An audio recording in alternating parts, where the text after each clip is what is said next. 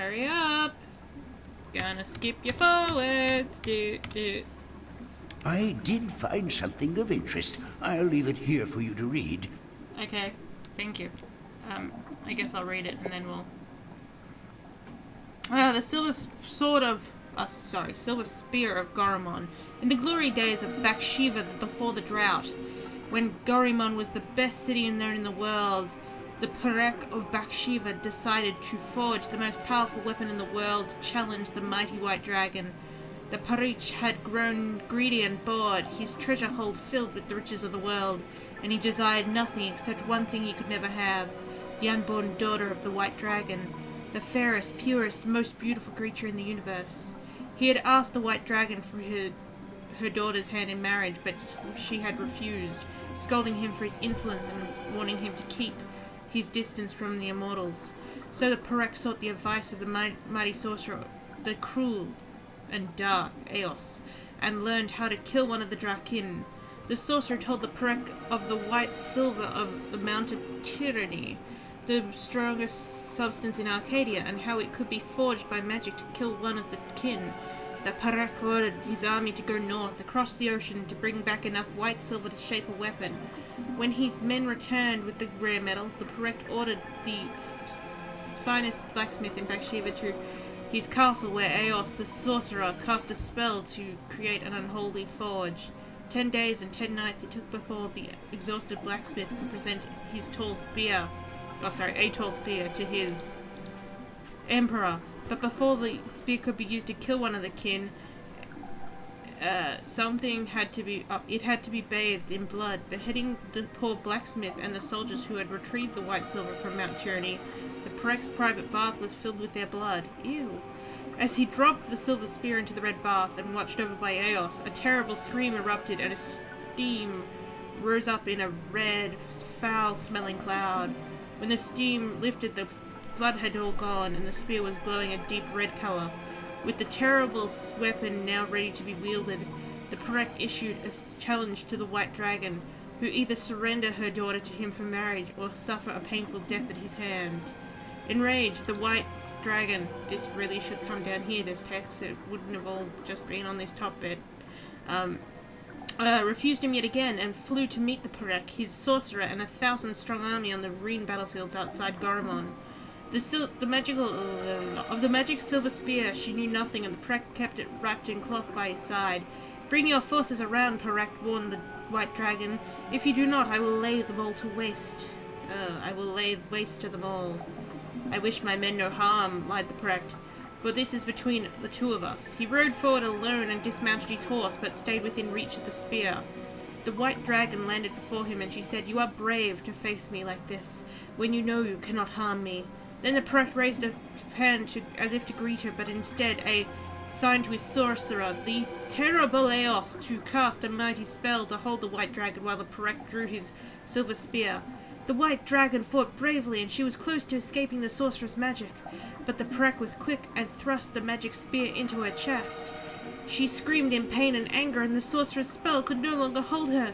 Rising on her beautiful wings, blood pouring down onto the land below, she cursed Bakshiva, her Perek, and her people for all time.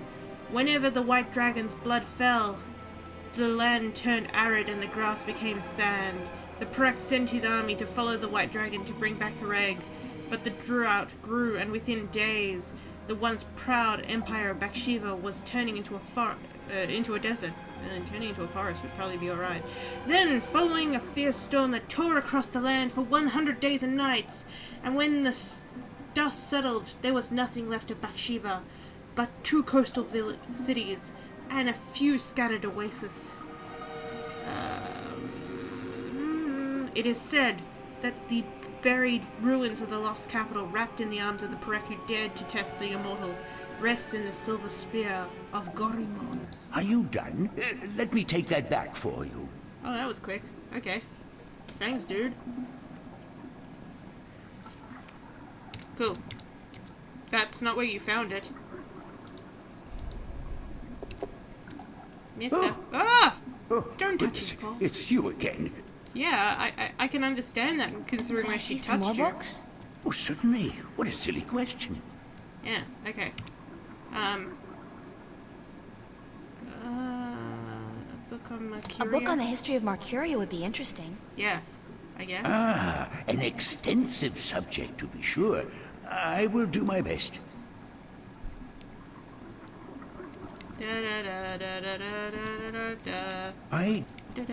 Thank you. Okay, travels in the Northlands. First part, in my many years as a travelling poet and bard, I have journeyed far and across the wide realm of Arcady, and I have seen sights most people have not dreamed. I have stood on the magnificent and terrible southern capes in the midst of winter, when the storms are at their fiercest, while waves as tall as the towers of Altaban washed over my frozen body, and I somehow did not die. I have witnessed the monstrous beasts that lurked in these dark and deadly waters of the south, swallowed brave galleons whole, creatures of the size of the mountain, that with a flick of a tail can touch depths of the sea and the stars themselves. I have crossed the great ocean from north to south and from east to west, and in the course have been stranded on desert islands with no substance but what I could gather from the sparse vegetations for months at a time. I have ridden across the great Elguan, across not this one, Shagagriel, the wastelands, from Altaban to Montrebar, from further south where the Toruk, the oasis, are few and far between, and I have seen the sifting dunes above the ruins of Gorimon, precious jewel of the Bakashivan Empire, concealed for centuries by coarse and treacherous sand, and I have journeyed far west, carried on the goodwill and destiny by shadow ships, to the strange and unknown cliffs of a world unseen by most, a world of the unfamiliar tongue and customs, a world of great wonders and mysticism. I have seen this all and more, but the fair sights still I have seen to the lands of the north, from my raid to the border mountains, from Tyran to the Bay of Fire.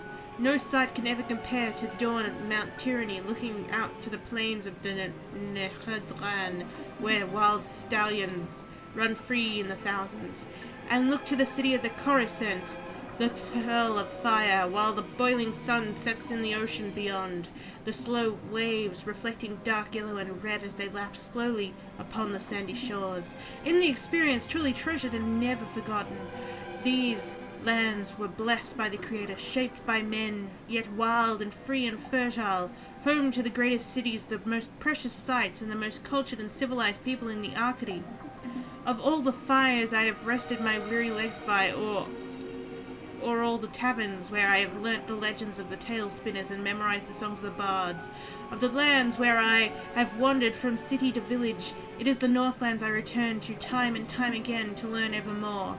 Join me now, for I will invoke in you the very emotions I first felt when visiting the sights and the treasures to the northern land. Join me, for I will surely bring you there, to the exotic mists of the blessed land, and you will pine for its rugged coast and green woods and its hardy people, and you, like me, you will never rest until you can return to yonder shores. X. Oh, here we go. Mercuria. Oh, Mercuria, thou unkempt diamond, of capitals thou art by truth the fairest. Thy counsel may seek for knowledge, kept within its centuries sought and gathered, by men wiser than the ages brought hither, by the word of mouth. Mercuria, change thou not the course of war.